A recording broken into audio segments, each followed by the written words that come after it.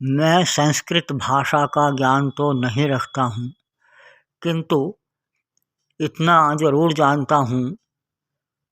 मैंने पढ़ा है कि धारयितुं योग्यः इति धर्मः, अर्थात जो धारण करने योग्य है वही धर्म है। मैं भी ऐसा मानता हूँ। संसार के सभी कार्यों को अलग अलग दो श्रेणियों में बांटा जा सकता है, धर्म और अधर्म। इनको कर्तव्य व अकर्तव्य, या अच्छा व बुरा, या उचित व अनुचित, या उपयुक्त व अनुपयुक्त इत्यादि का विशेषण भी दिया जा सकता है।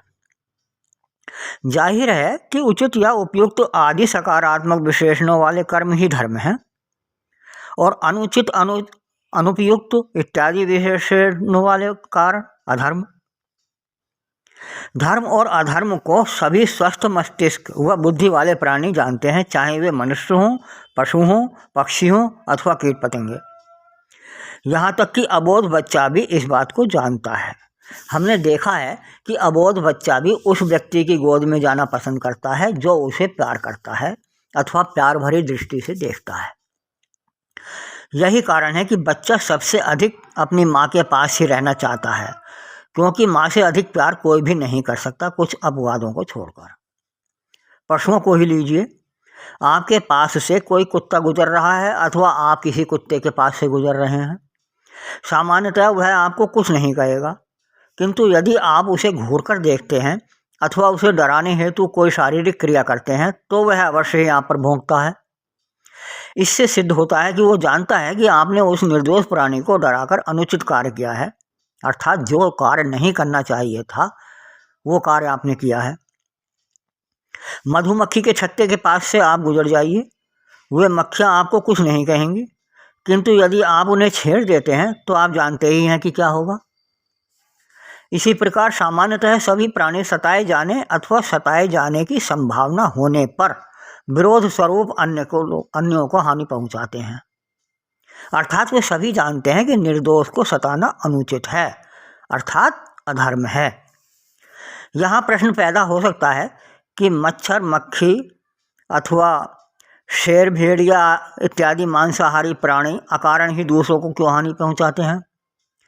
इसका उत्तर साफ है कि इनमें से कुछ का तो भोजन ही अन्य प्राणी हैं, जैसे भेड़िया, शेर आदि हिंसक पशुओं का। वे शाकाहार करते ही नहीं हैं। ये नियम ईश्वर का बनाया हुआ है जो इस विषय से संबंधित नहीं है।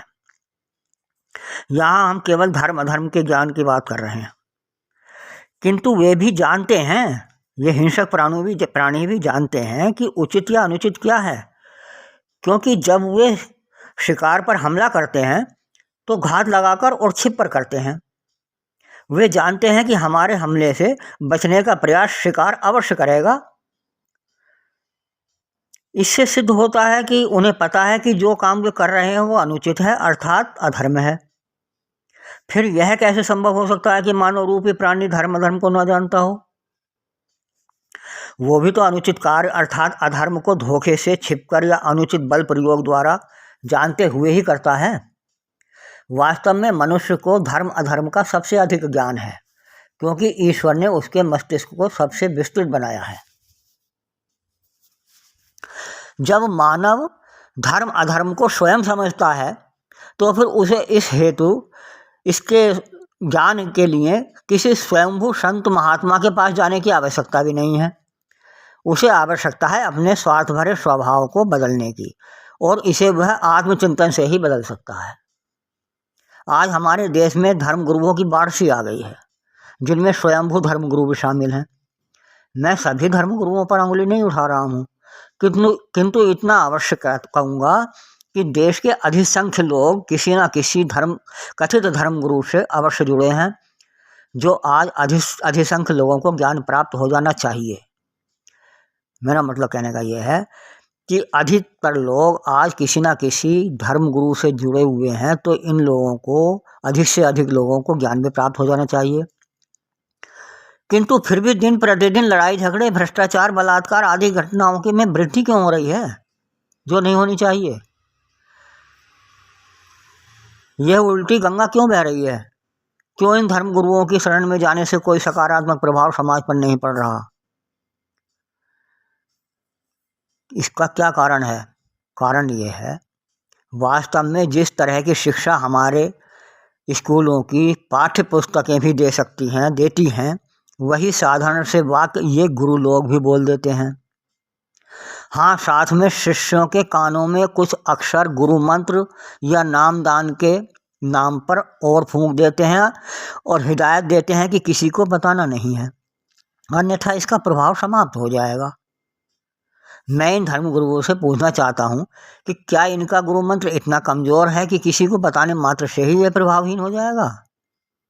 भेद खुलने का डर तो बुरी बातों का हुआ करता है, अच्छी बात का तो प्रसार होना चाहिए।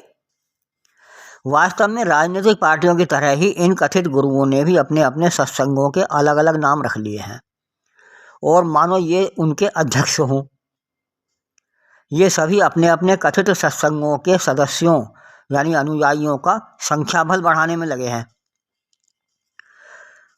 खैर, वास्तविकता यह है कि लोग सत्य यानी धर्म को जानकर भी उसका आचरण नहीं करना चाहते, बल्कि चाहते हैं कि अन्य लोग तो धर्म का आचरण करें, हम स्वयं नहीं, ताकि अन्य लोगों के धर्माचरण का गलत लाभ उठाकर हम स्वार्थ सिद्ध कर सकें।